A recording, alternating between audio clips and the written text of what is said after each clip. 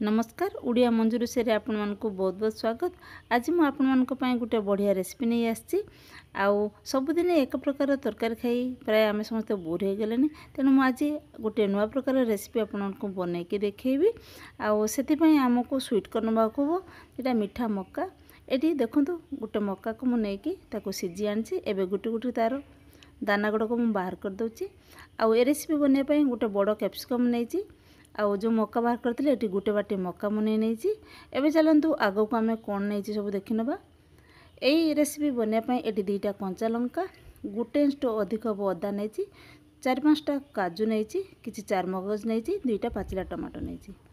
यही सब को काटिकी आम जो चटनी जार थाए से ग्राइंड करदे, पानी दबा ना। देखूँ ये मुझे ग्राइंड कर आनी बढ़िया स्मूथ पेस्ट कर आनी मुझे।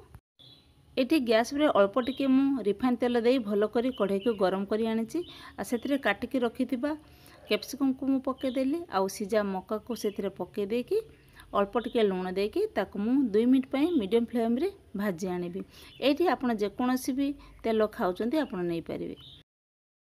मक्का आउ कैप्सिकम टिके सीझी आसला परे मु लुण पकईली। लुण पकई सारी गोली सारा पर 1 मिनट पर या बाहर करदेवी। एठी आमर कैप्सिकम मक्का अधा भाजी आसला बाहर कर देछि। से कढ़ई रे 2 चामच मु रिफाइन देछि, 1 चामच ये घी देछि। घी मेल्ट होला परे सेतिरे हाफ चामच टू कम हम मु जीरा देछि। जीरा फुटी आसिले सेतिरे गोटे तेजपत्र, 2टा अलैच को फटेकी पकईछि, 1 टुकड़ा दालचीनी पकईछि। एबे गैस रो फ्लेम बंद कर देछि। तेल टिके ठंडा होला परे सेतिरे मु हाफ चामच टू कम हम हळदी देछि, हाफ चामच ये कश्मीरी रेड चिली पाउडर देछि।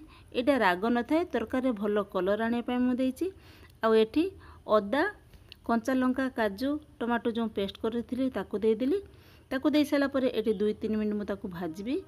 भाजी साला परे जो जारे मु ग्राइंड करथिली टमाटो सेथिरे अल्प टिके पानी देकी सेथिरे मिसै देबी। और ये तरकारी मु घी पकई, घी पकड़े तरकारी टेस्ट भल आसता है। आपको जदि घी पसंद न थाए ताले खाली तेल भी बनई पारे। ये मसला भल कर कषि आसिले से हाफ चामच मु धनिया पाउडर देछि।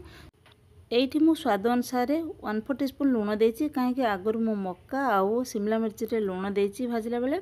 आउ एठी 1 चामच मु कसुरी मेथी की ताबारे गरम कर आनी ताको एमती हाथ रे चूरा कर पकईदेली। 1/4 टीस्पून ये गरम मसला पकईली। ये सब को गुली सारा पर 1 ग्लास ये मु पानी देली। यहीटा ग्रेवी आम बनइबा तेणु बेसी ये पानी दबा नहीं। ये 1 ग्लास मु पानी देकी आपको भल कर गुलेदेली। मसला को ये भल कर गुली सारा पर से जो गोटा मसला पकईली तेजपत्र, दालचीनी को मु बाहर करदेली। बाहर कर सारा पर ग्रेवी आमर फुटला मात्रे भाजिकी रखि मक्का आउ शिमला मिर्च को से पकईदेली। पकई सारी या 2-3 मिनट पर मु घोड़े सिम रे रखिदेली। ये 2-3 मिनट हो सारी ढांकुटी मु बाहर कर देछि। देखंतु तरकारी केते सुंदर बनछि। आमर जति ग्रेवी दरकार से अनुसार होइछि। एबे मु गैस रो फ्लेम बंद कर देछि। एबे सेतिरे काटिकी धनिया पत्र पकईदेली। एबे धनिया पत्र पकई सारी गुलेकी ताकू मु 2 मिनट पर घोड़े रखिदेली। घोड़े रखि सारा पर एबे आपनको मु सर्व करोछि। देखंतु तरकारी आमर केते सुंदर बनछि। आउ ए तरकारी आपण रुटी, पूरी, नान देखिए आपड़ खाईपारे बहुत बढ़िया लगे।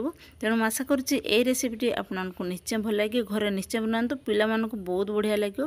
तेणु आशा करुँच ये रेसिपीटी जदि आपको भल लगे ताले मो वीडियो गोटे छोटिया लाइक टी करदेवे।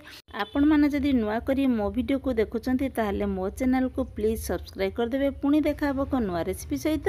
धन्यवाद।